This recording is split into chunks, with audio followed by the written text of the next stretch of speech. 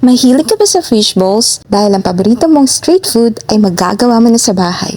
Subukan mo na itong gawin dahil patok din itong pangnegosyo at napaka-murang pang-ulam. Ganito lang yan.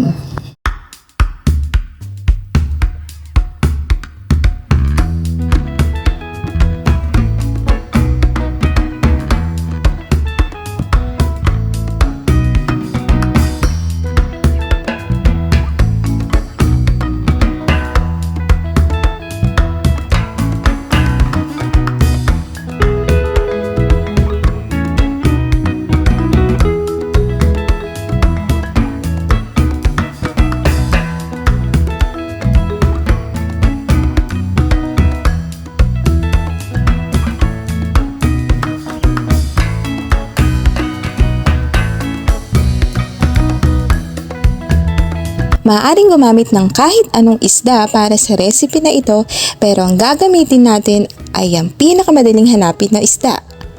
At gagamit tayo ng Youngstown Sardines.